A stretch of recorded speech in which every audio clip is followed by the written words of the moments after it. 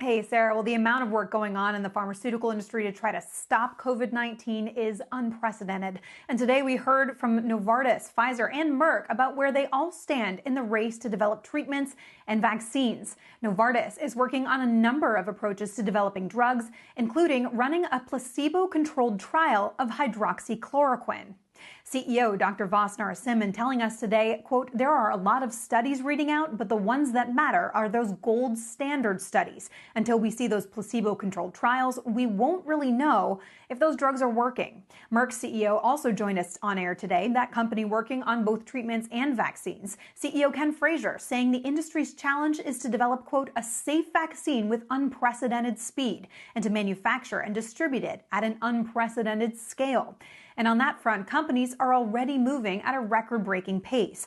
Pfizer's CEO Albert Bourla telling me today the company will, quote, start manufacturing its vaccine at risk, so it will be ready to deploy if and hopefully when it proves to be safe and effective.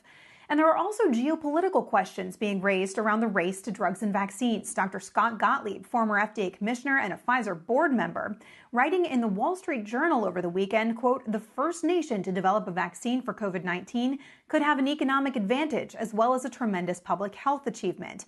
Novartis's Narasimhan acknowledged the issues of nationalism. We're trying to take a very global perspective.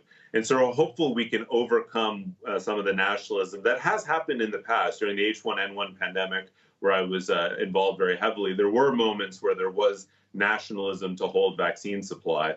I think this is a moment where if we get a good therapeutic or we get a good vaccine, we need to ensure broad access to populations around the world. Now, Pfizer's Bourla told me the company will manufacture its vaccine in both the U.S. and in Europe to supply those respective markets, and that it's already started that work. If it's successful, Pfizer says it'll have millions of doses of vaccine available by the end of this year and hundreds of millions in 2021. But that would set a world record in time for vaccine development. The fastest in history was for mumps in 1967, 4 years from start to finish. That vaccine was developed by Dr. Maurice Hilleman at Merck. And we asked Merck's CEO today about that 12 to 18-month time frame for a vaccine. I wouldn't say it's too optimistic. What I would say is that Merck has a lot of experience, as you said, in getting vaccines across the finish line. The timeline that we're talking about is, in fact, shorter than any timeline that's ever occurred with a successful vaccine. At the same time, I think everyone recognizes the urgency of this situation. And we have to look at ways beyond sort of the customary ways of doing this. But there is a certain amount of time that's inherent, for example, in doing clinical studies to ensure that a vaccine that you would use in millions, if not billions of people, is truly safe and effective. And of course, these companies aren't alone. There are dozens of vaccine and drug trials ongoing, with some of the next results from Gilead expected this week. Sarah?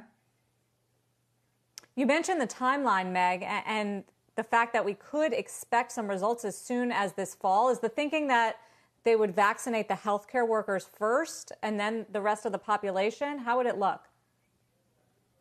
Absolutely. If something were far enough along where they were feeling comfortable with the safety and the efficacy, it would definitely be the high-risk groups that would receive a vaccine first. So as you said, healthcare workers, people on the front lines.